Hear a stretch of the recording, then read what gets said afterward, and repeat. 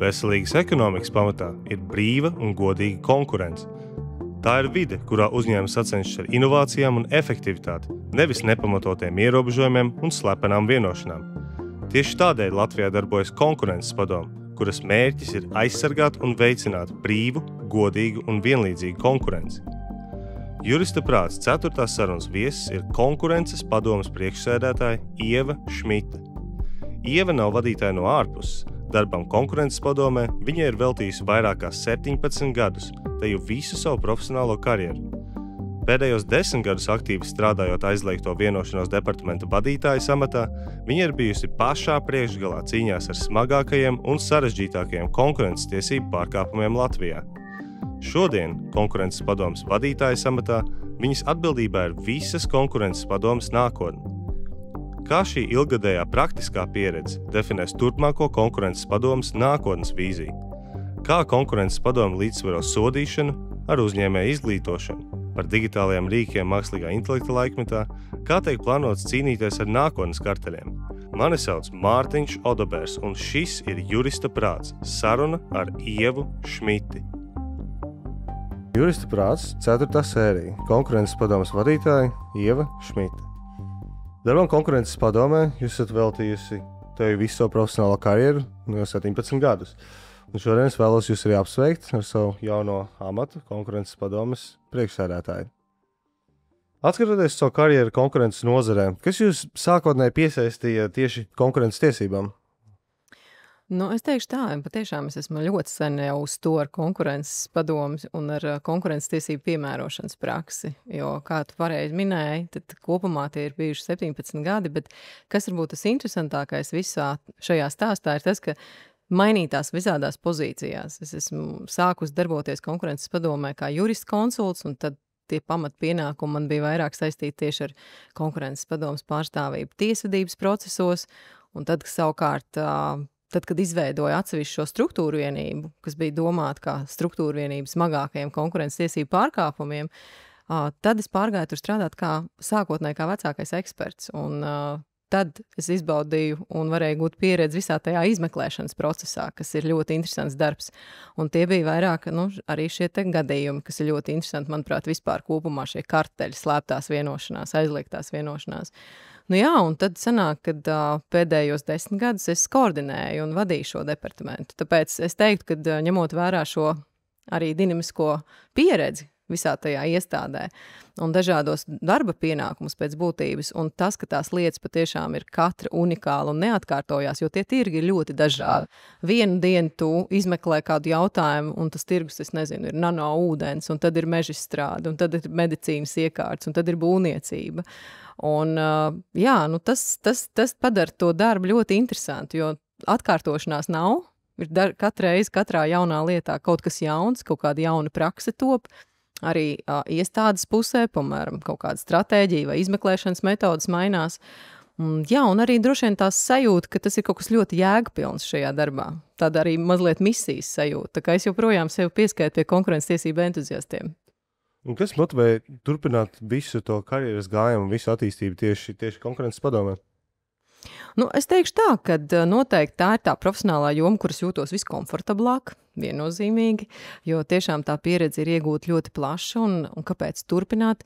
Es saredzēju arī, ka šeit atkal parādās jauns horizonts, citi pienākumi no cita skatu punkta, un es arī saredzēju to, ka es šo iegūto līdzinējo pieredzi ļoti labi varu transponēt esošajos pienākumos un redzu, kādā veidā es varu dot to savu ieguldījumu, teiksim, tālākajā iestādes jau gan mērķu sasniegšanā, gan attīstībā. Un kā jūs minējāt, ir liela daļa jūsu karjeras, kuras pavadījāt tieši aizliegto vienošanos departamentā, kas cīnās ar smagākajiem, līdz arī to sarežģītākajiem pārkāpumiem nozarē. Un jūs uzsverāt, ka ir svarīgi rast līdzsvaru, balansu starp soda piemērošanu un uzņēmuma izglītošanu. Kā praktiski izpaužās šī līdzsvara sasniegšana? Tas ir šie te mērķi, kas ir divas prioritātes būtībā iestādē. ne tikai būt efektīvam konkurences tiesību uzraugam, kas ir tiešām tā pārkāpuma atklāšana, novēršana, bet otra prioritāte noteikti viss šī advokācija, šīs preventīvās darbības, kas ir jātur tiešā tikpat lielā līdzsvarā ar visu šo te aktīvo uzraudzības darbu. Un tās ir tās darbības, kuras mēs plānojam. Tie ir gan dažādi semināri, webināri, konferences, izglītojoši, skaidrojoši materiāli tirgus dalībniekiem, jo tā ir tā lieta, kad tas ļauj tiem tirgus spēlētājiem, novērtēt šos varbūt potenciālos pārkāpumu riskus un mazināt. Tas būtu tas balans, tā ir tā konkurences kultūras veicināšana, lai, protams, nenonāktu tās situācijas, vai vismaz mazinātu tās situācijas, ka kāds varbūt izdara šo pārkāpumu aiz nezināšanas. Tā kā jā, tajā jomā mēs esam bijuši ļoti aktīvi. Būtībā tie ir vismaz kā 20 pasākumu vidēji gadā, kuros mēs dažādos formātos stāstam par konkurences tiesību aktuālajām tēmām un tiešām mēģinam iedot tirgus spēlētājiem šo informāciju. Problēma gan varbūt ir tajā, ka tieši, ja mēs runājam par uzņēmējiem kā tādu auditoriju, jo tā ir tikai viena no auditorijām, kuras mēs izglītojam, ir viskūtrākie. Neskatoties uz to, ka jā, šie pasākumi ir bez maksas un ka tās tēmas ir patiesībā aktuālas, un tad, kad viņi varbūt nonāk jau mūsu izpētēs galdiņa otrā pusē, tad viņi sūkstās par to, ka ļoti maz informācija, ka viņi nezināja, ka šis vispār ir aizliegts, kad ir kaut kāds konkurences likums vai kas jau uz tāda konkurences padome, bet diemžēl, ka mēs viņus mēģinam aktīvi dažādos kanālos uzrunāt, apmeklēt šos mūsu izglītojošos preventīvos pasākumus, tad atsaucība, diemžēl, nav liela, tā kā tur mums vēl ir darbiņš, ko darīt. Kā jūs līdz šim arī sabalansējāt to darbu, kas ir starp aktīvu iesaisti izmeklēšanās procesuālajā darbībā un tieši šo izglītošanas aspektu? To mēs vienkārši katru gadu, protams, tāpat kā uzņēmumi, tā arī konkurences padome līdzīgi, sastāda savu tādu darbu plānu un prioritātes. Un, protams, ka mēs arī mēģinājām šos pasākumus padarīt tādus jēgpilnākus no tāda viedokļa, tas vienkārši tēmu pēc, bet arī skatījāmies, kas ir no lietu izpētēm, tās indikācijas, kurās mums varbūt ir tās tēmas, kuras mums vajadzētu vairāk skaidrot sabiedrībai. Nemainīgi. Joprojām, piemēram, arī pēdējā gadā, pagājušajā gadā veiktā sabiedrības aptaujas rezultāti parāda diezgan tādu sāpīgu ainu, jo mēs aptaujājām kopumā 164 uzņēmumus, un būtībā katrs 10. pateica to, ka viņš ir gatavs iesaistīties pārkāpumā, lai gūtu pēļņu. Un otra lieta, kas izkristalizējās, ka joprojām tā numur 1 problemātika, ja mēs tādā konkurences tiesību kontekstā skatāmies, tiek norādīts kā šie sarunātie iepirkumi. Respektīvi šie aizliegtās vienošanās ir publiskajos iepirkumos. No tā tad attiecīgi mēs arī gan no šīs aptaujas datiem plānojam šīs darbības. Mēs saprotam, ka mums joprojām ir jāstāsta, kā atpazīt šīs pazīmes publiskajos iepirkumos, jo tā ir tāda sāpīga lieta. Tāpat mēs, piemēram, no pēdējām lietu izpētēm konkrēti redzējām varbūt arī tādu tendenci, ka tirgus dalībnieki, lai realizētu šīs vienošanās, nereti, piemēram, izmanto dažādas sadarbības formas, kas it kā pats par sevi nav aizliegts, piemēram, dibināt tur pilnsabiedrību vai doties kādā publiskajā iepirkumā kā piegādātāja apvienība, bet tomēr tā nianse ir tajā, kā mēs redzējām šīs lietas kontekstos, ka tas tiek izmantots patiesībā kā tāds veids, lai legalizētu šo karteli. Un tad mēs, izstrādājām vadlīnijas par kopīgu dalību iepirkumos, skaidrojām šos momentus, ko tad drīkst un kuros gadījumos tās formas ir pieļaujams, kurās nē, un arī taisījām semināru ciklu. Tā kā mēs noteikti to mērķiecīgi mēģinam darīt. Tāpat mēs, tagad ļoti aktīvi esam stāstīt sabiedrībai tieši par kā atpazīt vertikāls ierobežojums, jo nav noslēpums, ka tas ir tāds pārkāpuma veids, kur ļoti grūti kādu, signālu saņemt vienkārši no ārienes, skatoties publiskajā telpā kādu informāciju. Pretēji, kā tas varbūt ir tad, kad mēs uzraugam publiskos iepirkumus, ja, kur mēs varam iegūt informāciju gan no publiskajām vietnēm, gan no pasūtītājiem. Tur praktiski ir svarīgi, ka kāda no pusēm signalizē, ka šāds negodprātīga praksa eksistē. Un lai signalizētu tam cilvēkam vai uzņēmumam, viņam ir jāatpazīst, ka tas nav pieļaujams, ka tā ir negodprātīga situācija, ka tev kāds, nosaka tālāku pārdošanas cenu vai neļauj veikt paralēlo importu. Tā kā tās lietas, ja tu nezini, tad tu arī neziņosi par to, un tas neveicinās arī tādu sabiedrības varbūt iesaisti un tādā līdzdarboties pārkāpuma atklāšanā. Tā kā jā, tas ir tas veids, kā mēs skatāmies, kas strādā. Protams, mēs arī ņemam kādus labos piemērus no citām dalību valstīm, kur varbūt kāds interesants metodi vai kāds interesants izglītojošs materiāls, kas varētu būt aktuāls arī mūsu tirgumu. Nu, tādā veidā mēs arī mērķiecīgi plānojam ne tikai uzraudzības darbus, bet arī šos preventīvos pasākumus. Un vai šis līdzšinējais darbs sabiedrības uzņēmumu izglītošanā, vai viņš ir jūtami jau tādu panākumu sasniedzis, ka tur būtu tiešām tā ietekme pārkāpuma novēršanā bijusi vērā ņemama?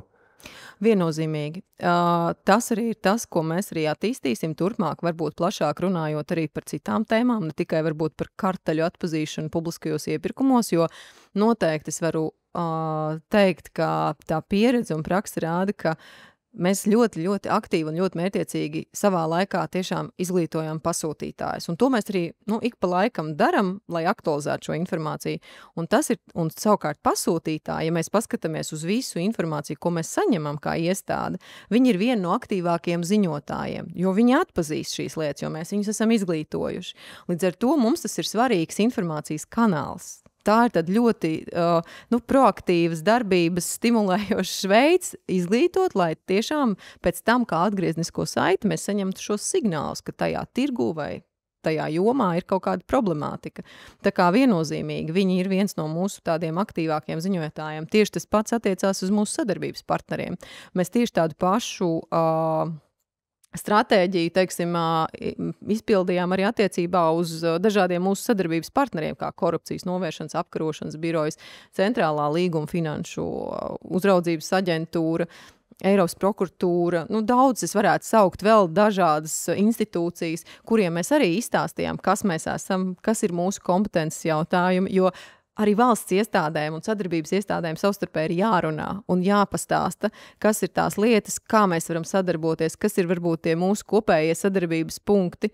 Un no šīm te sadarbības formāta, kas mums pat ir jau, viņš ir daudz tāds neformāls, tas nenozīmē to, ka mums ir kaut kāda formāla pasākuma. Mēs gan tiekamies neformāli, kur mēs parunājam, teiksim, par aktualitātēm, gan, protams, mēs arī organizējam dažādas kopīgas, tos pašus arī izglītošanas pasākumus, jo piemēram, nesen mums bija tāds kopējs semināru cikls kopā ar KNAB, kopā ar iepirkumu uzraudzības biroju, tieši uzņēmumiem, kā, teiksim, visām aktualitātēm šajā jomā.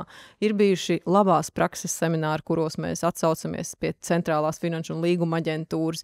Tā kā, un, protams, tās ir beigās arī kopējas konkrēts jau pārkāpumu lietu izpētes, kuras ir tieši balstoties uz tādu spēcīgi nostiprinātu labu sadarbību, bet arī tas ir jautājums par to, ka viņa veidojās no tā, ka atpazīst, zina šīs lietas, ir šis kontaktpunkts, un tādā veidā tas attīstās un tas nes rezultātu. Jā, jo vairākas arī tāpat, būvnieku lieta, kas joprojām ir vēsturiski tāda lielākā izpēta mūsu gadījumā, viņa sākotnējie dati nāca tieši no sadarbības iestādes. Tā kā jā, noteikti mēs varam stāstīt vēl un vēl par tiem labajiem piemēriem, kur mēs tiešām kopdarba rezultāts tas ir.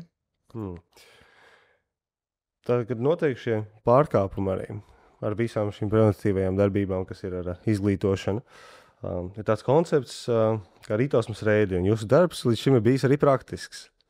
Jūs esat piedalījušies šajos rītausmas reidos, kur bez brīdinājuma kopā ar policiju ierodas pie uzņēmuma iegūt pārkāpumu pierādījumus. Vai atmiņā nāk no šiem laikiem arī kas no izaicinošākajiem rīta reidiem, kurā esat piedalījusies? Man ļoti patīk, ka tieši pārnestā nozīmē saka rītausmas reids, jo skaidrs, ka viņš ir down reids, bet patiesībā mūsu platuma grādos tās ir procesuālās darbības.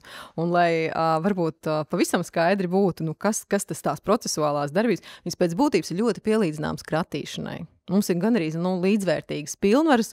Mēs patiešām, tā kā tu minēji, mēs dodamies no sākuma uz tiesu, pārliecināt par to, ka mums ir sākotnējās pazīmes ļoti pārliecinoši, lai mēs dotos pie šiem uzņēmumiem vienlaicīgi ar policijas klātbūtni un veiktu šo te darbību kopumu, kas ietver gan paskaidrojumu saņemšanu, gan dažādu datu apskate, elektroniski sagatavotu datu apskatu. Mēs varam izņemt, piemēram, ja mums ir nepieciešams telefons, dators un tā tālāk. Tas kopums, lai būtu vispār skaidrs, par ko mēs runājam. Bet tiešām, jā, manā praksē ir noteikti vairāki gadījumi, jo skaidrs, kad strādājot šajā aizliegtā vienošanās departamentā, neskatoties to, ka varbūt, liekas, ka vadītājs tikai koordinē, konkurences padomē noteikti tā nav bijis. Es esmu gandrīz visās šajās procesuālās darbībās bijusi iesaistīta, jo tas vienmēr iestādē ir izaicinājums sakomplektēt šīs grupas, jo skaidrs, kad mēs ejam vienlaicīgi pie daudz uzņēmumiem un tajā pašā kaut vai būvnieku lietā, kur sākotnējā lietas izpēta tika uzsākt pret 16 uzņēmumiem, nozīmē, ka, vajadzēja, mēs mobilizējām, liekas, toreiz visu iestādi, vienkārši ko vien varēja, lai varētu sakomplektēt pienācīgi šīs te grupas, kas devās un veica šīs darbības. Noteikti ir ļoti daudz stāsti, kurus mēs ar kolēģiem pat atceramies ar tādu neviltot arī smaidu, jo tur noteikti arī ne tikai ir stress, bet arī reizēm diezgan tāds interesantas situācijas, un tā viena, kas man nāk prātā, kas varbūt, lai mums nebūtu tik stīva, varbūt tikai par to, kāds mūsu pilnvaru apjoms, bet vienkārši pastāstīt, kas tajā visā stāstā ir interesants.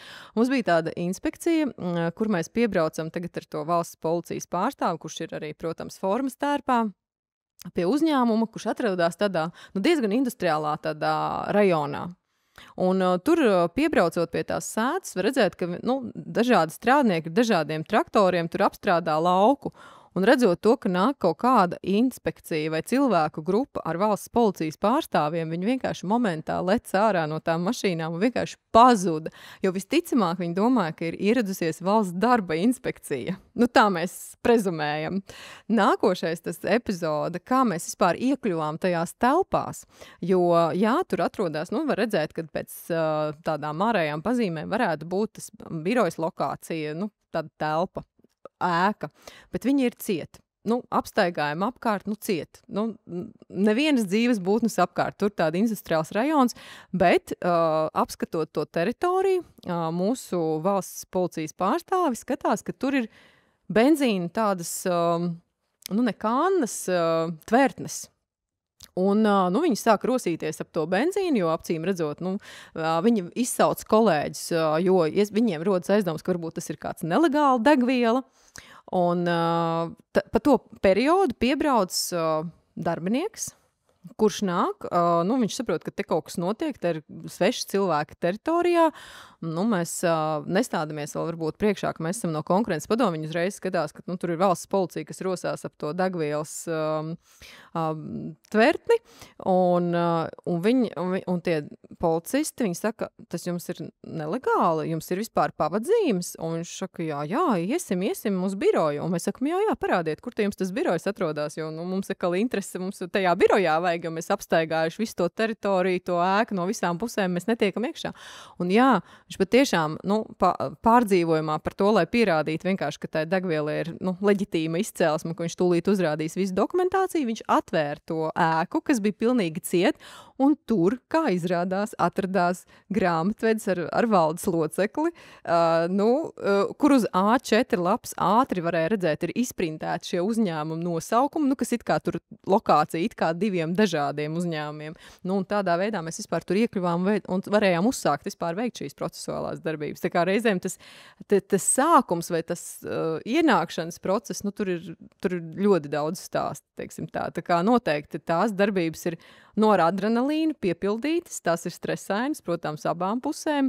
Nevienmēr viss ir tik jautri, dažreiz arī, protams, ir nopietnas situācijas, bet katrā ziņā, jā, tas laikam ir tāds darbs, kas noteikti ir piepildīts ar kārtīgi deva adrenalīnu. Tas varbūt būs arī tas, kas mazliet pietrūks strādājot padomē.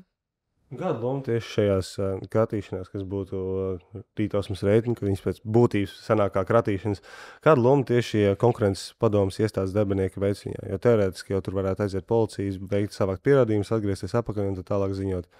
Kāpēc jūs tur esat uz vietas arī?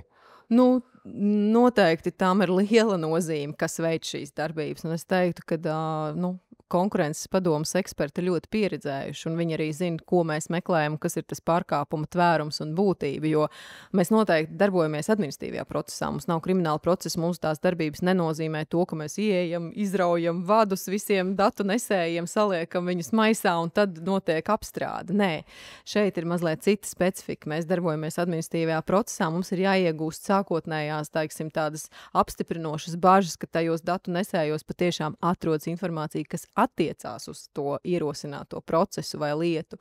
Un līdz ar to arī šo jautājumu uzdošana un iegūšana ir noteikti arī jāprot, teiksim, izpildīt atbilstošā veidā, lai patiešām iegūtu tādus, teiksim, atbildes vai jautājumus, kas attiecās uz konkrēto lietu. Tā kā noteikti es neteiktu, ka tur var aizsūtīt jebko un tas būs efektīvs veids. Noteikti tie ir eksperti, kas ir pieredzējuši un kurus mēs pat iekšēji trenējam, jo mums jau arī, teiksim, ir dažādas struktūra vienības iestādē un aizliegt vienošanās departamentam ir vislielākā pieredze, jo viņi izmeklē vienkārši šos smagākos gadījumus, un tur katrā lietā ir šīs procesuālās darbības, tad varbūt citas struktūra vienības, viņiem ir mazāk šīs tieši pārkāpumu lietu izpētes bijušas līdz šim, un viņiem varbūt ir mazāka prakse. Nu, tad mēs iekšēji viņus arī vienmēr apdeitojam un pastāstam un taisam iekšējās pat apmācības uz šīm te procesuālām darbībām. Tā kā tur ir ļoti būtisks nozīme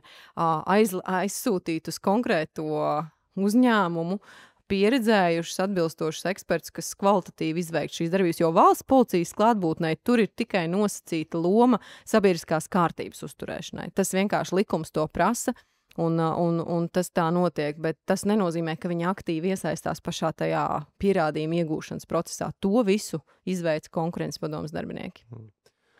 Konkurences padome ir definējusi arī publiskos iepirkumus, kas tika aktīvi pieminēti iepriekš, kā vienu no saviem galvenajiem cīņu laukiem.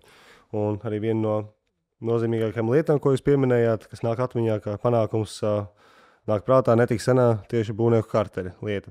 Un kādi bija tie galvenie secinājumi padomei un ko padome guva tieši no šīs lietas? Nu, pirmkārt, jau es teikšu, ka tas ir tāds mūsu veiksmes stāsts no vairākiem aspektiem, jo pirmkārt mēs varējām parādīt arī sabiedrībai mūsu nozīmīgo lomu visā šajā pārkāpumu, teiksim, atklāšanā, novēršanā, jo patiešām arī to savu spēju tikt galā ar šādu ļoti teiksim, sarežģītu, apjomīgu lietas izpēti, jo tā viennozīmīgi līdz šim šobrīd vēsturē nav bijušas lielākas, teiksim, tādā apjoma ziņā, jo, kā jau es minēju, sākotnējās aizdevums bija pret 16 uzņēmumiem, nobeidzām mēs viņu pret 10.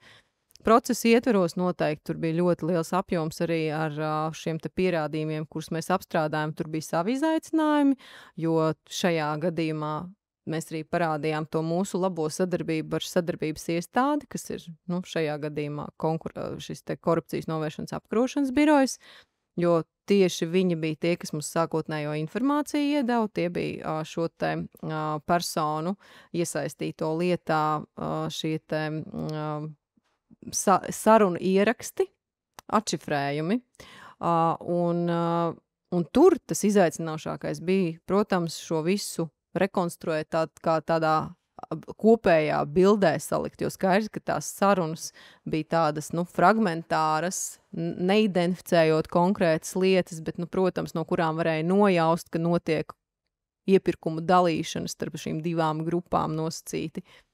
Ar to lielo vienošanos tvērumu, kad pēc iespējas tuvāk sadalīt potenciāli iegūstamās līguma summas. Lai nav tā, ka vienai grupai, es nezinu, no visiem iepirkumiem lielajiem ir tieši 5 miljoni un vienai 120. Nē, lai abām ir plus mīnus vienādi. Un tas bija ļoti izaicinoši, un to varējām īstenībā mēs panākt tieši šajā administratīvā procesā, kas ļauj, protams, no šiem netiešiem pierādījumiem vispār pierādīt kaut ko tādu, jo tur ir, ja tas būtu krimināla procesa ietveros, tad iespējams mēs, nespētu šo izdarīt, jo tur ir cits pierādīšanas standarts. Šeit, protams, saliekot visu to bildi kopā, pasakot, ka viss tas liecina par to, ka tur varētu būt šis pārkāpums, tas izdevās. Aprakstot, identificējot, saliekot kopā, ka tas, par ko runā, ir salīdzināms ar to, kas notika tajā brīdī pie kāda pasūtītāja, ka bija šāds iepirkums, ka šis ir tiešām tas uzvarētājs, pa kuru viņi runā, ir atspoguļojas arī datos. Tas bija izaicinoši iestādē, viennozīmīgi, un tur bija teju 90 sarunas, par ko gāja runa, tie bija visi lielākie būvniecības objekti, par ko gāja runa. Tā kā jā, jo ja kaut vai paskatās uz lēmumu, kas ir tā kā jau tāds samarijs no lietas, jā, tad pats lēmums ir, būtībā kopā uz 400 lapām, jo 200 lapas ir pats pamatlēmums un 200 lapas ir pierādījuma apraksts, jā, viss tas, kas tika iegūts un Un tur ļoti detalizēti iestāde patiesībā pasaka, kā tas pārkāpums ir izpaudies, un ne tikai apraksta iegūtos pierādījumus, bet arī sniedz savu novērtējumu šiem pierādījumiem. Tā kā, jā, viennozīmīgi šī bija tāda ļoti izaicinoša lieta, parādīt iestādi, kad viņi ar tādām lietām spēja tikt galā, jo potenciāli ietekmētās līgumsummas tur šajā lietā bija vairāk kā 600 miljoni. Un noteikti viss tas process pret lielu apjomu, teiksim, spēlētājiem ar lielu kapacitāti arī, tas bija ļoti izaicinoši. Bet bija tam iegūms, ko es arī minēju, ne tikai tas, ka mēs parādījām varbūt savu spēju, savu sadarbības spēju, savu zinātību, bet arī mēs pateicoties, es teiktu tā daļai šai lietai, mums arī bija iespēja panākt iestādē papildus finansējumu tajā brīdī, kad parādījās tāda iespēja, jo tas arī tomēr atstāja iespēju par to, ka, iestādēji ir nepieciešams, jo mēs ļoti ilgu laiku faktiski balansējām uz tādu ekspertu trūkumu, jo ļoti daudzi mainīja šo darba vietu tieši šī iemesla dēļ, jo mēs jau nekonkurējam varbūt šajā darba spēka ziņā, varbūt ar kādu citu valsts pārvaldes iestādi, bet vairāk tie ir tādi juridiskie biroji, uz kuriem mūsu darbinieki diezgan bieži pāriet strādāt. Tā kā, jā, tas mums ļāva tomēr nedaudz papildināt šo budžetu un noteikti daudz konkurētspējīgāku atalgojumu. Un kāda ietekmi šī gūtā pieredze atstāja tieši izmeklēšanas jomā šādās lietās? Un tā ir milzīga pieredze mūsu ekspertiem, jo skaidrs, ka šajā lietā, kā jau es minēju, kaut vai tajās pašās procesuālās darbībās mēs iesaistījām te visu iestādi, gan visus tos, kas varēja iet, visu izpildu institūciju viennozīmīgi, jo padome pieņem lēmumus, mēs viņus nevaram iesaistīt. Tas, protams, arī mums iedeva tādu jaunu pieredzi, kā tikt galā ar lielu apjomu materiāliem, teiksim. Šīs lietas ietvaros mēs arī sapratām, ka daudz efektīvāk kaut vai iepazīstināšanu, lai mēs taupītu laiku savā pusē un arī tirgus dalībnieku pusē, mēs viņu pirmo reizi digitalizējām šo lietu, tādā vienkāršotā, protams, veidā skanējot visu šo lietas materiālus un nodrošinot to, ka visi lietas materiāli tiek nosūtīti šādā digitālā formātā pretējās pusē iepazīties un izteikt viedokli, kas protams, varbūt sākotnējais tas process bija ilgstošāks, jo, tā bija jauna ideja un to visu vajadzēja paveikt kādam, jo tie bija kopumā, man liekas, kad 43 sējumi, bet tomēr tas bija pēc tam tas lielais iegūms, ka mēs varējām operatīvi izveikt šo iepazīstināšanas procesu, pretēji, ja mēs to būtu gājuši šo veco pieredzi ar manuālo iepazīstināšanu. Dažādi vairāki momenti, jo katrā lietā jau ir kaut kāda jauna prakse veidojās, un katrā lietā ir kaut kāds savs izaicinājums, un tas dod iestādēji atkal jaunu pieredzi un zināšanas, ko mēs pēc tam efektīvi varam turpināt izmantot citās lietās. Pagājušā gada izskaņā tika apstiprināta grozījuma konkurences likumā. Padomē noskot jaunu funkciju – sniegt metodisko atbalstu publiskajiem pasūtītājiem konkurences tiesību pārkāpuma rezultātā radīto zaudējumu apzināšanā, kā arī to novērtēšanā un aprēķināšanā. Vai varat pastāstīt vairāk? Kas domāts? Jā, tā tiešām ir jauna funkcija šobrīd uzticēta konkurences padomē ar domu vairāk veicināt šos te pasūtītājus atgūt zaudējumus tajās karteļu lietās. Tas nozīmē to, ka tas pāns jau vispār, tas konkurences likuma 21. pāns ir sens, kurš pasaka, ka jebkura persona, kas ir cietusi no konkurences tiesību pārkāpuma, viņi ir tiesības celt zaudējumu prasību. Bet, diemžēl, latvieši vispār ir kūtri, man liekas, uz kaut kādām tādām lietām, kaut ko iet un prasīt, atprasīt, tiesāties vai protestēt. Un tieši tas pats, protams, arī konkurences kontekstā vai, teiksim, šajās lietās, nav tik, teiksim, bijusi tāda liela tiesu praksa, kad tiešām iet un atgūst šos zaudējumus. Un tad, jā, konkurences likumā tika iestrādāta tāda prezumcija pēc tam, kas bija ar domu tiešām arī stimulēt, varbūt vairāk atprasīt šos potenciālos zaudējumus, pasakot, ka karteļu gadījumā tā pārmaksa ir vismaz 10% apmērā. Bet arī tas nebija tik ļoti, varbūt, stimulējoši, jo joprojām nav dzirdēts, ka būtu milzīga tiesu praksa šajos jautājumos, bet tad nāca, pēc šīs arī būvnieku lietas, saprotot, ka tur ir iesaistīti ļoti daudz pasūtītāju, un tas ir apjoms milzīgs, par ko iet runa. tad, beigās tas izvērtās, ka tas tika iedot šī funkcija konkurences padomē sniegt tādu metodisku atbalstu pasūtītājiem, publiskajiem gan pasūtītājiem, ja runa par publiskajiem iepirkumiem, tajos gadījumos, kad ir konstatēts tas konkurences tiesību pārkāpums, piemēram, kartels publiskajā iepirkumā, un tas pasūtītājs ir bijis tas, kuram bija šis te kartelizētais iepirkums, tad viņš var nākt šobrīd uz konkurences padomu, konsultēties, un tad konkurences padomas ekonomisti sniedz tādu savu novērtējumu un kādā veidā to visefektīvākā veidā darīt. Tā kā, jā. Šobrīd tā ir jauna funkcija no gada sākuma, viņa vēl tā ir jāiedzīvina, teiksim tā, jo to, ko mēs esam šobrīd izdarījuši, mēs esam izstrādājuši tādu metodisko materiālu, vispār sadarbības formātu, lai noregulētu starp pasūtītāju un konkurences padomi, un arī mēs esam izveikuši tādus preventīvus pasākumus, izglītojot, ka šobrīd tādas iespējas ir, lai to veicinātu, lai iedzīvinātu, lai šie pasūtītāji nāktu, konsultētos. Ir pirmās konsultācijas arī jau bijušas tādas pavisam reālas, un esam arī aizsūtījuši tādas personalizētas vēstules šiem pasūtītājiem, tiem, kuriem tas varētu būt aktuāli, kur mums tiešām ir bijušas lietas, kur viņi ir bijuši cietēji ar aicinājumu, tā kā aktivizēties un sākt atprasīt šo zaudējumus. Tā kā, tāda funkcija mums šobrīd ir. Atgriežoties pie būvniecības karteļa lietas, kā vienu no gūtojām pieredzēm, jūs minējāt arī tik lielas lietas analīzi un procesuālās darbības arī strādājot ar tik lielu datu apjomu. Un uz šīs nots arī gribēju pajautāt, kā jums konkurences padomē sokas ar mākslīgā intelekta risinājumiem? Vai esat ko ieviesuši vai plānojat ieviest? Mēs īstenībā plānojam. Mēs šobrīd attīstam vairākus tādus digitālos rīkus, kas mums palīdzēs būt daudz proaktīviem. Tas vairāk varbūt mazāk attiektos varbūt uz kādiem lietas materiālu apstrādes principiem, jau kaut kādā lietā un pierādījuma apstrādi, jo skaidrs, ka vienmēr tur, kur iet runa šobrīd aktualizējās jautājums par mākslīgo intelektu, tad cik drošs tas ir un cik droši mēs tur varētu, piemēram, ievietot informāciju, kas satur ierobežotas pieejamības informāciju, kas, piemēram, būtu šādā veidā lietā, piemēram, pierādījumi iegūtība. Bet tas, ko mēs darām, pie kā mēs šobrīd aktīvi strādājam, ir, mēs gribam būt daudz proaktīvāki. Mēs redzam, ka digitālajie rīki noteikti mums varētu nākt palīgā. Mēs strādājam pie karteļu skrīninga rīka šobrīd aktīvi. Un tas mums tāds sadarbības projekts ir šobrīd jau izaudzis starp mums un 2 universitātēm un arī korupcijas novēršanas apkarošanas biroju.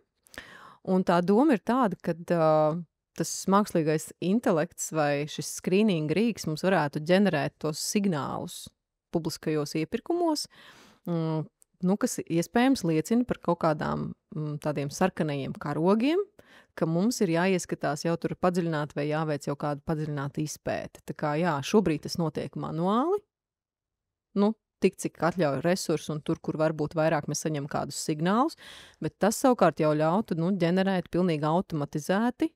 Šis rīks darbotos patstāvīgi, viņš ģenerētu šos sarkanos karogus, un, protams, tas neizslēdz pilnībā arī to eksperta pienesumu, jo skaidrs, ka tas, kas tiks saģenerēts, tam ies cauri vēl arī šis eksperts, un skatīsies, vai tie ir kaut kādi sarkanie karogi, kas patiešām nav nekādā veidā loģiski izskaidrojumi, vai tomēr tie ir tiešām tādi jau, uz kā pamata jau mēs varam patiešām plānot jau kaut kāds mērķiecīgas darbības, jo skaidrs, ka ir jāsaprot, ka iestādēji tās lielās pilnvaras vai tiešām tā uzraudzība efektīvākā sāks tajā brīdī, tad, kad mēs arī varam pārliecināt ar tām sākotnējiem pierādījumiem tiesu, iedot mums šo inspekcijas atļauju procesuālo darbību veikšanai.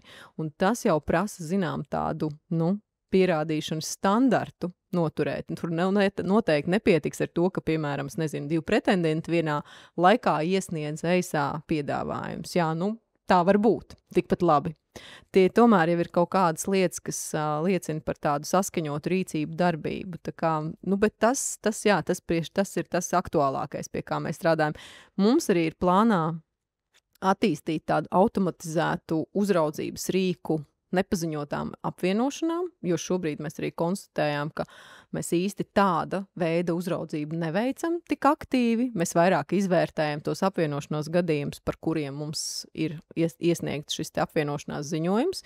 Tas savukārt ļaus mums būt daudz proaktīvākiem un vairāk monitorēt. Tā kā šobrīd mēs arī to darām manuāli, bet plānā mums ir attīstīt, ka tas notiek automatizēt. Nu, protams, arī mākslīgos intelektu rīkus atsevišķi izmanto individuāli arī eksperti, ja? Bet tas vairāk savu procesu efektivizēšanai. Un kas būtu tieši tie nozīmīgākie iegūmi, ko jūs vēlētos sasniegt ar šādu veidu tehnoloģijām, tīpaši ņemot vērā, kad viens no tiem būtiskākajiem iegūmiem, ko no šodienas dzirdētākos dzird, ir tieši liels datu apjoms un analīze. Kas, jūsuprāt, varētu būt tādas fundamentālākās izmaiņas, kas jums varētu parādīties? Nu, tas nozīmē vienkārši izpētes ātrums. Tā ir operativitāte, un tas ir iegūms abās pusēs. Tā ir tāda procesuāla ekonomija, gan konkurences padomē cilvēku resursu ziņā, kas varētu darīt kaut ko automatizētu šis rīks un nevajadzētu iesaistīties manuāli, tikmēr varētu darīt daudz intelektuālāku pienesumu, teiksim, strādājot jau ar kaut kādu citu sadaļu tajā izpētes lietā. Un, protams, tas ir ātrums, jā, kas arī, protams, otrai pusē ir svarīgi, teiksim, jo skaidrs, kad tad abas puses ir ieguvējis, ja tās izpētes procesi paliek daudz tādi, teiksim, terminētāki tajā ziņā. Viennozīmīgi, tā kā tas ļaus tikt galā ar lielu apjomu datiem daudz ātrāk, iespējams pat arī kaut kādā ziņā kvalitatīvāk, jo vienmēr tur, kur ir cilvēks, tur varētu būt arī kāda cilvēciskā kļūda. Ja tas ir automatizēti, tad, protams, tas tiek mazināts šis risks. Un tas, protams, izpētēt palīdzēs. Vienīgais, kas ir šobrīd šādu risinājumu ieviešanai, viens no tādiem aktuālākajiem aizķeršanās punktiem ir šis publisko iepirkumu process. Kad tā procedūra sākās un kad tiek pasludināts konkurss noslēdzās un tiek sākta projekta izstrāde, brīdī pat, kad jau tā projekta izstrāde tiek uzsākta tās tehnoloģijas, jo īpaši mākslīgais intelekts, viņš virzās uz priekšu un attīstās, un tas, kas ir bijis nodefinēts šajā iepirkumā, kas būtu nepieciešams, tas jau būs novecojis un būs jau jaunāki, spēcīgāki modeļi. Un kādi būtu ieteikumi un ko jūs domājat, kas varētu mainīties vai iepirkuma procesā, vai kas būtu jāņem vērā iestādēm, kas vēlās ieviest šāda veida risinājumus, kas varētu palīdzēt tikt galā arī ar šiem izaicinājumiem? Es teiktu, ka te ir ļoti izšķiroši svarīgi, kad tiek izveikta kārtīga un kvalitatīva priekšizpēte. Kad tā iestāde savā pusē ļoti skaidri spēj definēt, ko viņi tieši grib un ko viņi tieši grib sasniegt ar to rīku izmantošanas. Jo skaidrs, ka ļoti svarīgi ir šie priekšdarbi, lai jau iestādes pusē būtu skaidrs redzējums, kam kalpos tas rīks, kam viņš ir vajadzīgs, un vispār jau apkopot to informāciju iekšienē, teiksim, mūsu gadījumā, piemēram, ja mēs runājam par to pašu skrīningu rīku, tad jau definēt tās prasības, kuras mēs uzliksim uz papīra, pēc tam, teiksim, tehniskajā specifikācijā, saprotot, kas tieši mums ir vajadzīgs.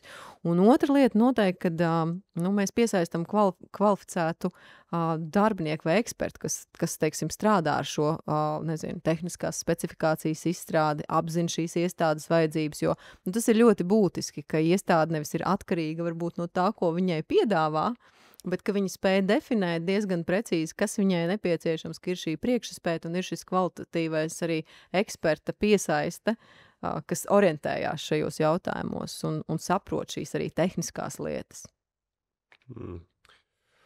Un ir arī vēl viena aktualitāte, kas šobrīd tehnoloģiju industrijai un konkurences uzraugiem ir kopīga nekonkurēšanas pienākumi uzņēmuma iegādes un apvienošanās darījumos. Vai varam cerēt no konkurences padomes uz vadlīnijām par šo tēmu?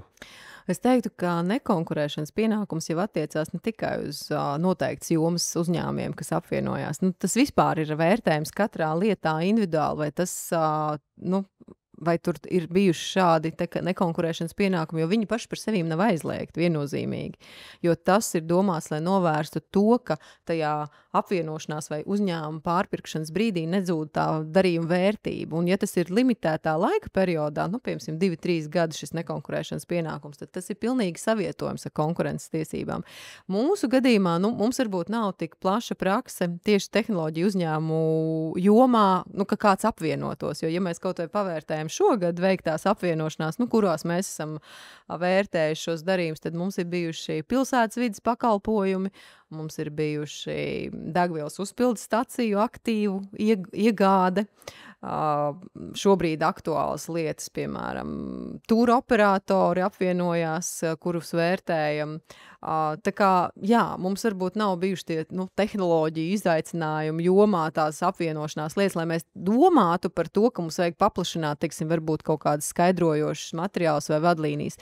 Mēs vadamies no Eiropas komisijas izstrādātajām pamatnostādēm. Šobrīd arī aktīvā posmā viņiem ir vadlīniju pārskatīšana. Arī komisijā, tur arī mēs aktīvi sekojam līdzi un arī sniedzām savus komentārus.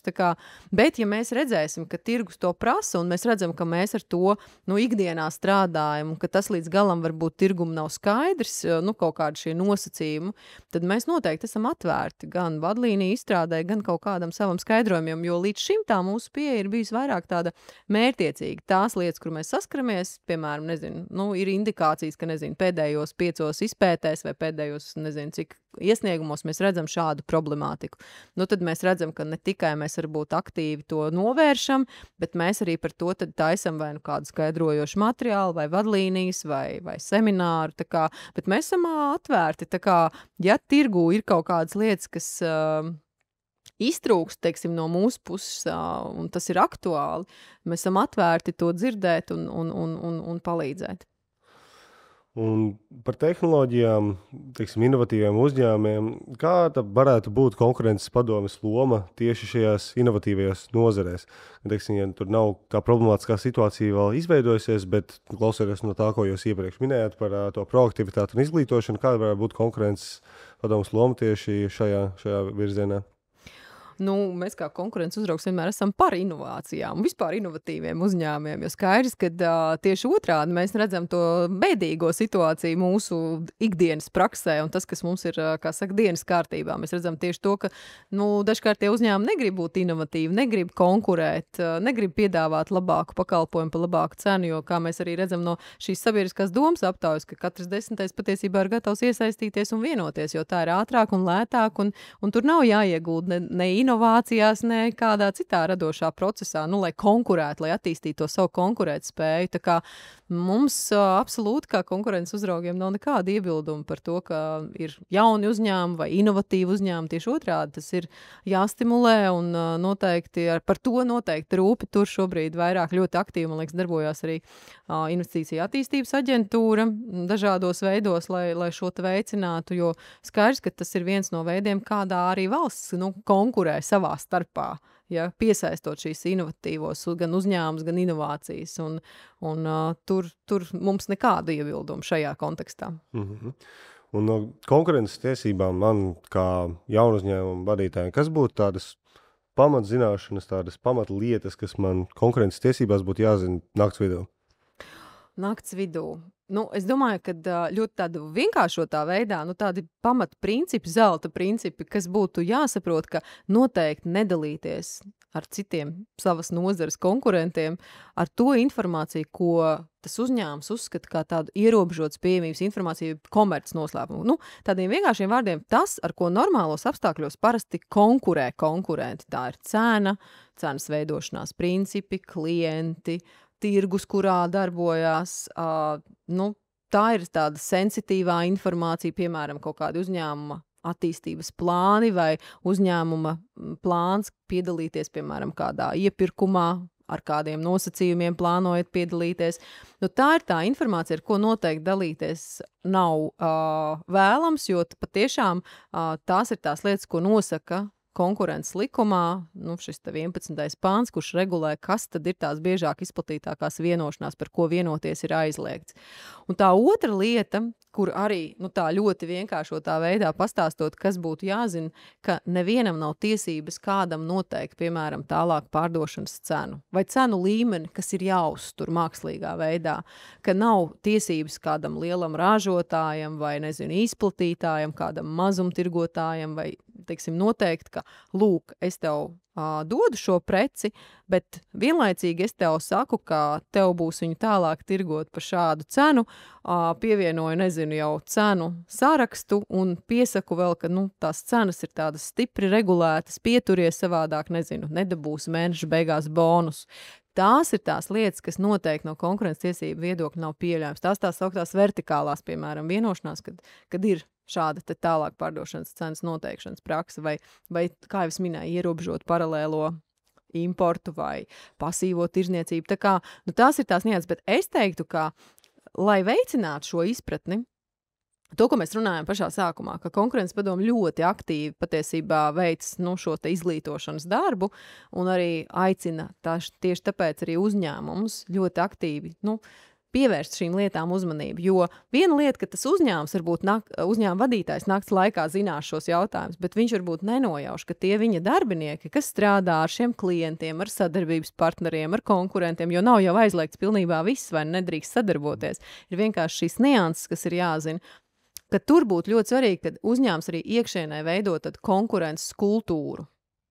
Viena lieta izmantot mūsu iespējas, jo mēs patiešām to darām ļoti plaši, pa dažādām tēmām, absolūti bez maksas, un katrs var ieiet mūsu mājaslapā un apskatīties šo pasākumu kalendāru un viegli tur pieteikties. Bet otra lieta, kad arī tas ir svarīgi novadīt pa vertikāli līdz pat, sekretārē, jo varbūt viņš pat nenojauš, ka, piemēram, tā sekretāre kādreiz ir strādājusi uzņēmumā X, kas arī ir konkurējošs uzņēmums, un, piemēram, piedalās tajos pašos iepirkumos. Un viņš nezina, ka viņi neko varbūt pat ļaunu nedomājot, aizsūtīja, nezinu, kā paraugu, piemēram, iepriekšējā iepirkumā sagatavots kaut kādus dokumentus. Jo tas ļoti bieži ir arī šīs cilvēciskās lietas tur parādās, paralēli strādājošie darbinieki, kas tādā Latvijā, kur ir mazs tirgus un sevišķi tādos ļoti specifiskos tirgos, kur ir speciālistu trūkums vai kur vajadzīgi ir piesaisti kaut kādus noteiktus speciālistus ar kādu certifikātu.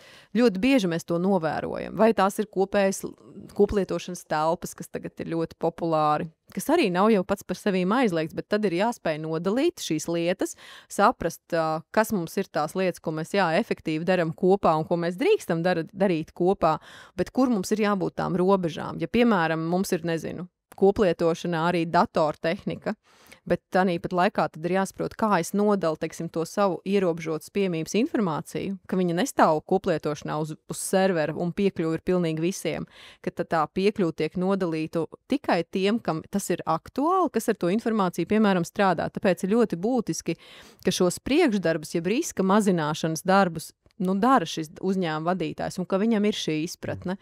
Un jā, vēl, protams, var arī veikt un ieviest uzņēmumā konkurences, piemēram, ievērošanas vadlīnijas, kas arī ļoti labs preventīvs rīks.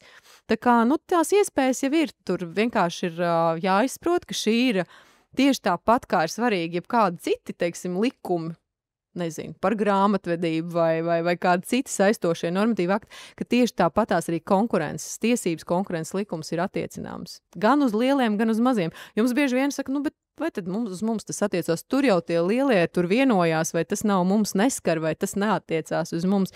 Bet patiesībā jau skar visus. Jā, tas bija ļoti labi salīdzinās ar to, ka man arī tas priekšstats vienmēr bija par konkurences padomu lietas. Tur vienmēr tur ir lielie, tur ir liels problēmas lieliem uzņēmumiem. Bet tieši no startup vides tieši tā kultūra, ko ieviest iekšā uzņēmumā, un īpaši man liekas tas aspekts, kas tika izcelts, kad tam visam vajadzētu pa visu organizatorisko struktūru, tikt nodotam arī tālāk, kad cilvēki pat nevainīgi, nedomājot neko ļaunu, var panākt to situāciju tādu, ka tā informācija iziet ārā, ar ko viennozīmīgi nevajadzētu dalīt. Diemžēl tā ir tā kā citās tiesību nozarēs. Diemžēl nezināšana pēc tam neatbrīvo no atbildības. Jā. Un ar vārdiem godīga konkurence mēs parasti saprotam to konkurenci starp uzņēmumiem. Bet kā ir ar valstīm? Eiropas Savienībā vai mēs iekšā Eiropas Savienības tirgu valstis konkurējam savā starpā? Un ja konkurējam, vai mēs to darām godīgi? Ļoti provokatīvs jautājums. Skaidrs, ka arī valstis konkurē viennozīmīgi, jo valstis, kā jau es minēju, viņas konkurē gan ar to, kas un kā piesaistīs investīcijas, ar kvalificētu darba spēku konkurē. Un, es nezinu, vai drīkst lietot vārdu negodīgi konkurē, bet, protams, ka ir bijuši kaut kādi precedenti, kas ir varbūt plašāk publiski izskanējuši, kurus, nezinu, man liekas, pat tā bija Īrija, kas piemēro citu nodokļu politiku, tādas atlaižu formātā, lai piesaistītu lielās korporācijas, piemēram, Apple. Līdz ar to viņi tur spēja, viņi tur reģistrējās, jo tur ir cits tas nodokļu līmenis daudz zemāks, bet ražot tur to produktu un izplata visā Eiropas Savienībā tādā veidā, kas citām dalību valstīm var likties negodprātīgi. Tāpat ir dalību valsts, kas, protams, ļoti aktīvi, piemēram, piešķir pilsonību trešās valsts pilsoņiem apmaiņā pret nekustamā īpašuma iegādi, kas varbūt kropļo kaut kādā mērā šo, nekustamā īpašuma tirgu. Un arī var likt šķist negodprātīgs process, jo pēc tam varbūt arī ir problēmas ar, migrācijas uzraudzības jautājumiem tā tālāk. Tā kā, noteikti ir kaut kādi šie gadījumi, kas liek domāt, ka jā, ir kaut kādas lietas, kas rada tev nelīdzsvaru. Ar šādām rīcībām, es nezinu, vai tas varētu tikt kvalificēts līdzīgi kā konkurences tiesībās, kā negodīgi, kaut kāda tirzniecības, nevis tirzniecības, bet prakse vispār. Tas droši vien būtu ļoti labs jautājums šai, kas uzraug šos gadījumus. Man liekas, tas ir globālais tirzniecības organizācija. Noteikti tas nav konkurences padomes kompetences jautājums, bet katrā ziņā jā, noteikti, kad arī šo līdzsvaru var izmainīt negatīvā veidā šāda, politika valstīs. Runājot par citām uzraugošajām institūcijām. Ko konkurences padome varētu mācīties no citām konkurences iestādēm un otrādā, ko konkurences iestādes varētu mācīties no konkurences padomes? Es teiktu tā, ka mēs ļoti daudz vienkārši viens no otra patiešām arī mācamies. Nav tā, ka tas būtu tāds teorētisks jautājums, ko mēs varētu darīt. Mēs jau tagad daram, jo mēs ļoti aktīvi piedalāmies Eiropas Savienības konkurences uzraugu tīklā. Un tur ir dažādas tās apakšgrupas un darba grupas, kurās mēs ņemam aktīvu dalību. Piemēram, šobrīd mans kolēģis ir karteļu darba grupā. Ir tur vēl par apvienošanās jautājumiem, par mazumtirdzniecības jautājumiem, kopējās sadarbības jautājumiem. Tā kā tur ir jautājumu spektrs ļoti plašs, un tās ir tā platforma, kurā tās dalība valsts arī dalās. Un tajās tur notiek tā dalīšanās gan ar labās prakses piemēriem, ar lielajām kaut kādām pabeigtajām lietu izpētēm, kur mēs viens otram pastāstam, tās varbūt nianses, kas mums bija kā izaicinājums un kā mēs ar to esam tikuši galā. Padalās ar izmeklēšanas metodēm, padalās ar visiem tiem pasākumiem, kas ir izveikti arī advokācijas jomā. Varbūt kādas jaunas idejas, kādā veidā vēl uzrunāt, piemēram, kādu auditoriju. Kas mums ir interesanti parasti klausīties, droši vien tas, kas mums nav tik aktīvi, un mums nav tik aktīvi, piemēram, šie iecietības programmas gadījumi, jo mēs esam tajos platuma grādos, kur mēs esam maza ekonomika, maza valsts, un mums arī tā kultūra varbūt atšķirās, neziņot, nenodot nevienu. Un tas, protams, ir pilnīgi savādāk tādās lielās valstīs kā apvienotā Karaliste, Francija, Itālija, Vācija, kur, pamatā lietas balstās uz tieši iecietības programmas pieteikumiem. Tas nozīmē, ka kāds, kas ir iesaisties pārkāpumā, viņš atnāk, viņš atzīstās, viņš iesniedz visus pierādījumus, un viņam tad konkurences uzraugs nepiemēro šo sodu. Tad viņš dabūna to imunitāti no soda.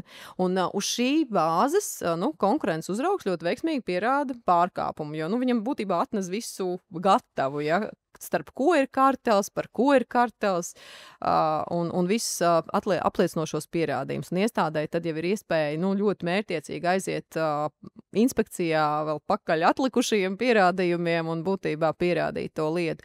Mūsu gadījumā ir savādāk. Mēs tāpēc esam ļoti uztrenēti uz tām proaktīvajām metodēm, kā lai mēs nonākam līdz tiem sākotnējiem pierādījumiem, pirmšķietamajām pazīmēm, jo mums neviens nenāk ar tiem iecietības pieteikumiem. Līdz ar to mēs savukārt varam šīm dalību valstīm ļoti aktīvi stāstīt, cik daudz mēs esam proaktīvi izdarījuši, kādi ir šie ex officio tūli mums. Jo mēs tieši tāpēc mums ir ļoti laba šī sadarbība, par ko visi vienmēr ir ļoti pārsteigti, ka mums tiešām ļoti cieši sadarbības ar citām tiesību sargājošām institūcijām, ka viņiem nav tik ciešas tās attiecības, ka viņiem ļoti reti, piemēram, tāda, institūcija, kas nodarbojas, kā mums, piemēram, ja korupcijas novēršanas apkarošanas birojas, kad dalītos ar kādiem materiāliem vai kad Eiropas fondu uzraugi ļoti aktīvi ziņot, kā tas ir mūsu gadījumā, ka mēs šo praksi esam ieviesuši, attīstījuši, un mēs redzam, ka ir ļoti daudzi labi lietu rezultāti no šīs sadarbības, vai ka mēs ļoti aktīvi izglītojam un saņemam informāciju no pasūtītājiem. Tā kā Mēs atkal ar šo lepojamies, tādā ziņā, ka mēs esam ļoti aktīvi, proaktīvi atrast tos signālus, un tie ir mūsu kanāli. Tad tur ir, jo tās dalību valstu konkurences iestādes, viņas arī ļoti atšķirīgas ir. Piemēram, mēs nodarbojamies tikai ar klasiskajiem šiem konkurences tiesību pārkāpumiem, bet ir dalība valstis, kurās, teiksim, apvienojās vairākas funkcijas. Ir tādas, kas apvieno sevī gan to, ko dara mums, piemēram, patērētāja tiesību centrs vai, piemēram, sabiedriskā pakalpojuma regulātors. Ir dalība valstis, kurās ir konkurences uzraugs savienojās, un viņi arī uzrauga valsts atbalsta funkciju, kas ir, ko mums, piemēram, dara Finanšu ministrija. Tā kā, ļoti dažādas tās formas arī tām iestādēm. Tā kā es teiktu tā, mēs nekonkurējam, mēs sadarbojamies, un mēs aktīvi apmainamies ar pieredzi. Un kas attiecās jau uz mūsu Baltijas reģionu, tad mēs katru gadu organizējam, piemēram, Baltijas konferenci, kurā mēs Baltijas uzraugu starpā dalamies ar to labo praksi, kas ir mums bijuši tie aktuālie jautājumi katru gadu. Un šogad kā reiz iekrīt organizēt pie mums, tā kā mēs uzņemsim mūsu kaimiņus šogad novembrī pie sevis. Tur bija viens interesants punkts, ko jūs teicāt par tiem signāliem, par ziņošanu. Gan ārvalstīs tur tā praksa bija tāda, ka atnāk, visu paziņo pats, atnes visus pierādījumus no soda atbrīvuma. Mums ir tā, ka Lietuvā mums ir atlīdzības cilvēkiem, kas ziņo par šiem pārkāpumiem. Un kā jūsuprāt varētu jums jo es tieši dzirdēju, ka tā problēma par signāliem, ka jums nav tie signāli, jums jau neviens nenāk un neziņo. Bet kā varētu varbūt praksa izmainīties ar to, ka ievies to, kad ir atlīdzība cilvēkiem, kas nāk un ziņo par šiem konkurences pārkāpumiem? Nē, es teiktu tā, nevis mums nenāk un neziņo, mums nenāk varbūt ar iecietības pieteikumu, un tā ir tā atšķirība. Tas, ka mums ziņo, mēs esam vienkārši ļoti proaktīvi izdarījuši to mājas darbu, lai mums ziņotu, jo, ja mēs paskatāmies kaut vai tagad, mēs nesen apkopojam informāciju, mums ir pirmos, šie 9 mēnešu laikā mēs esam kopumā saņēmuši iestādē 400 iesniegumus. Tas nav maz. Protams, tie nav visi, tikai un vienīgi par pārkāpumu pazīmēm. Tie ir arī lūgumi sniegt atzinumus un konsultācijas, bet lielā daļā mēs redzam, ka tā nav tā, ka iestāde, piemēram, saņem, 10 iesniegumus gadā. Šis rīks, un iespējams tas arī kaut kādā veidā nes savu pienesumu, bet jāsaka tā, ka Lietuvā šāds regulējums ir arī citās dalību valstīs, kad tiešām maksā šim whistlebloweram, jeb tas, kurš ziņo par to, ka ir šāds pārkāpums, bet noteikti tā samaksa vai atlīdzība notiek tikai tad, ja tā iestāde tiešām pierāda to pārkāpumu, un tad no tās piemērotā soda kaut kāds procents, Lietuvas gadījumā 1%, un arī tur ir amplitūda man liekas, no 1000 līdz 100 000 varētu būt tā atlīdzība, ko tad samaksāt tam ziņotājiem. Es neesmu gan dzirdējusi nevienā tādā varbūt mūsu apspriedē vai darba grupā, ka viņi ļoti lepotos, ka tas ir ļoti labs rīks, ka tas ļoti strādā, ka tāpēc viņiem ir vairāk, izpētes bijušas. Tā kā tur jāpajautā kolēģiem, vai tiešām viņi jūt šo pienesumu, jo, kā jau es minēju, ir jau ļoti svarīgi, ka tev atnes to informāciju vai tos signālus, kas ir, pamatoti un argumentēta informācija, jo skaidrs, ka, ja tev vienkārši viena tante teica, noteikti tur beigās var arī nekas nesanākt.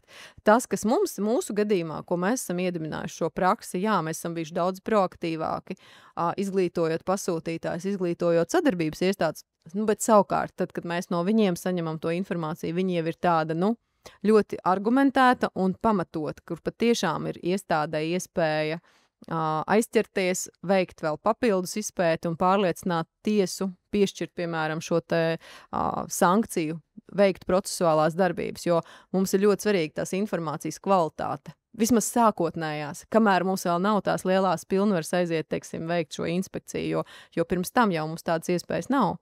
Mums ir jāpārliecina ar sākotnējo informācijas bāzi, tiesa, ka mums ir tiešām pamatotas aizdomas, un te ir svarīgs tas apjoms, un vai tiešām visos gadījumos būs tai personai tāda piekļūta, piemēram, tai informācija. Tā kā tas ir uz jā un nē, tas iespējams tas var veicināt, bet ir vēl citi kanāli. Man liekas, bija ļoti būtisks aspekts, ko es pieminēju, ka jūs savā starpā runājat, sazināties, sadarbojaties, dalāties ar pieredzi. Līdz ar to, ja šāda veida iniciatīva ir citās valstīs ieviesta, jūs varat konkrēti uzreiz kolēģiem pajautāt, kādu pienesumu tas ir vai nav sniedzis, un līdz ar to jūs no tā varat pieņemt lēmumu par to, vai kaut kas tāds būtu jāievieš jūsu pusē. Un vēl viena tāda atšķirība, kas ir Latvijai no citām valstīm, ir tas, ka par konkurences pārkāpumiem mums nav krimināla atbildības. Naudas soda piemēram pašam uzņēmumam. Bet vai krimināla atbildība būtu vajadzīga? Jā, nu tas, man liekas, jautājums arī šobrīd aktualizējies publiskajā telpā pēc pēdējās šīs karteļa lietas, kuras mums pat mēs pabeidzām un arī publiski ziņojām par izpētes rezultātiem, vai vajag vai nevajag kriminalizēt. Nu, es teiktu tā, ka es uz to skatos vairāk kā praktiķis no praktiskās puses, vai tas tiešām veicinās karteļa apkarošanu un vai tas tiešām veicinās un padarīs mūs daudz efektīvākus. Jo es teiktu tā, es negribētu, ka ir kaut kāds varbūt vienkārši regulējumu pēc vai tikai tāpēc, ka tas būs preventīvi, jo liksies par to draud krimināla atbildība. Drīzāk man piemēram mulsina tas, ka šobrīd publiskajā vidē arī ir vairāki, piemēram, grozījumi šobrīd pacēluši diskusiju. Iespējams liek tiesības konkurences padomē iegūt no mobilo datu operatoriem noslodzes datus, kas mums ir ļoti būtiski. Un ja mēs kā sabiedrība vairāk uztraucamies par to, ka mums vajag apkarošos karteļus un ka mums vajag, lai efektīvi mēs to daram, tad drīzāk mums jāga nevis norma, bet mums vajag, piemēram, šādu rīku saglabāt kā iestādē, kas veic šīs darbības, jo tas ir ļoti būtiski, jo, piemēram, karteļu izpētes lietā, kas arī bija augsta prioritāte, ko mēs konstatējam 23. gadā starp sabiedriskā pakalpojumu šiem te pārvadātājiem, kas piedalījās autotransporta direkcijas organizētā iepirkumā. Tur mēs tieši šādu te informāciju no noslodzes datiem ieguvām, un no tiem noslodzes datiem mēs izveidojām, apstrādājot viņus šo te ģeolokāciju tām personām, kas patiešām tur atradās, un tā bija ļoti laba sākotnējā informācija, lai pārliecinātu tiesu mums iedot šo sankciju, lai mēs varētu jau veikt padziļinātās šīs izmeklēšanas darbības. Šobrīd ir šāda, piemēram, diskusija. Tad ik pa laikam ir diskusija par to, vai mēs varam izmantot administratīvajā procesā, piemēram, krimināla lietā iegūtus materiālus. Tā kā drīzāk ir jādomā, kā stiprināt iestādes, spēju vai kapacitāti, kaut vai saglabājot esošās pilnvaras. Ja mēs gribam tiešām būt efektīvi pārkāpumu apkarošanā. Bet es neizslēdzu, protams, ka tādu diskusiju mēs varam izvērst, bet es kā praktiķis šobrīd redzu, ka ir vairāk vienkārši neatbildēti jautājumi, kā atbildēt. Jo arī no tādas praktiskās puses, kas tad veiks šīs izmeklēšanas? Jo šobrīd tas viss koncentrējas vienā iestādē ar zinātību, ar ekspertiem, kas orientējas juridiskos un ekonomiskos jautājumos, kas ir neizslēdzami, ja mēs runājam par konkurences tiesību piemērošanu.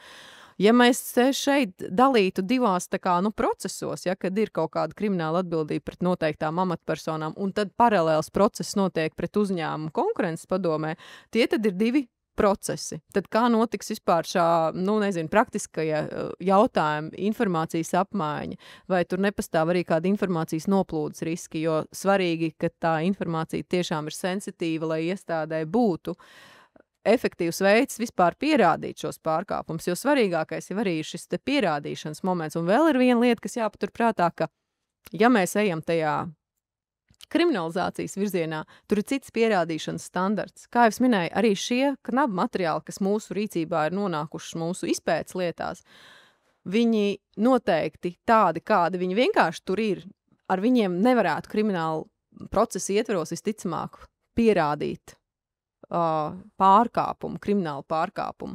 Tas bija iespējams tieši dēļ šī administratīvā procesa un dēļ tās nianses. Tāpēc, tur būtu vairāk jautājumu, tad droši vien vajadzētu domāt par tādu koncepcijas izstrādi, plašu diskusiju un tad saprast, vai tas būtu tas efektīvākais veids, jo mēs redzam arī kaimiņu piemēru, Igauniju. Viņiem bija šāds režīms līdz šim gadam, jo viņi atgriezās tagad atpakaļ administratīvajā procesā, un viņiem nebija, vairāk kā 10 gadu garumā neviens kartels. Un ne jau tāpēc, ka viņu neeksistē.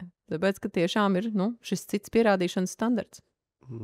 Jūs minējāt, ka jums konkurences padomē ir divi eksperti, divas grupas, juristi un ekonomisti. Kuriem ir lielāka teikšana? Es teiktu, ka te ir jāliek vienādības zīme. Viennozīmīgi. Un jo lielāka un labāka sinerģija starp viņiem, jo labākas lietas izpētes rezultāts. Jo patiešām konkurences padomē strādā gan vieni, gan otri, un abiem ir liela nozīme, jo es jau minēju, konkurences tiesībās noteikti ir jābūt izpratnē par šiem ekonomiskiem procesiem, bet viennozīmīgi arī tam ekonomistam, ja viņš ir ekonomists, viņam ir ļoti labi arī jāorientējās tajos konkurences tiesību jautājumos, jo konkurences tiesības joprojām ir tiesības, joprojām katrā, arī tajā pārkāpuma izpētes lietā būs pierādījuma iegūšanas process, būs pierādījuma novērtēšanas process. jāizprot, kā interpretēt tiesu praksi, jāprot argumentēt, aizstāvēt konkurences padomes lēmums tiesvedības procesā. Tā kā tur apvienojās. Tur nevar bez šīm juridiskajām zināšanām arī nevar, un protams, ka ekonomiskā zinātība un kapacitāte ir ļoti būtiska arī kā konkurences uzraugam, jo skaidrs, ka viņi ir nesaraujami saistīti arī ar tādiem ekonomiski padziļināti vērtējumiem jautājumiem tajos gadījumos, kad tiek vērtēts, pārkāpumu sekas vai tajos gadījumos, kad mēs pētam padziļināt kādu tirgu, vajag definēt to konkrēto tirgu, un visi šie jautājumi, protams, vai kaitējuma teorijas un tā tālāk, tas ir vairāk tādi ekonomiskie aspekti. Tāpēc arī mums ir būtiski to stiprināt, un šogad mēs arī esam veikuši vairākas tādas darbības, lai to stiprinātu, to ekonomisko pusi, gan tāpēc, ka mums ir šī jaunā funkcija, kas prasa vairāk tādu ekonomisko iesaisti, lai sniegtu šo te konsultāciju pasūtītājiem, gan mēs arī esam iekšējas reorganizācijas ceļā atraduši iespēju šobrīd izveidot tādu vakanci, kas ir galvenais ekonomists iestādē, kas arī, es ceru, nesīs tādu pienesumu iestādē. Tā kā, jā, šie jautājumi mums ir dienas kārtībā, jo ļoti būtiski ir gan šī ekonomiskā kapacitāte, gan protams, arī juristi, kas šeit strādā. Noslēgumā es gribētu jautāt, jūsu jaunajā amatā, jūs būsiet uz 5 gadiem. Kas ir tas mantojums, ko jūs gribētu atstāt konkurences padomei? Kas būtu tādi galvenie sasniegumi, ar ko jūs gribētu lepoties? Es vispār teikšu tā, ka man ļoti rūp konkurences padomes gan reputācija, gan sniegums, gan arī attīstība. Un tas virziens, ko es mēģinu iedzīvināt un ko es redzu kā tās tālākos tāds arī prioritātes, ir noteikti strādāt vairāk uz konkrētiem rezultātiem, mazāk uz procesu, ka mēs esam daudz aktīvāki, proaktīvāki. Teiksim, šajos gadījumos, kad mēs kaut ko atklājam un konstatējam, un tiešām tāpēc arī mums ir svarīgi šie digitālie rīki, kas mums ir jāattīsta.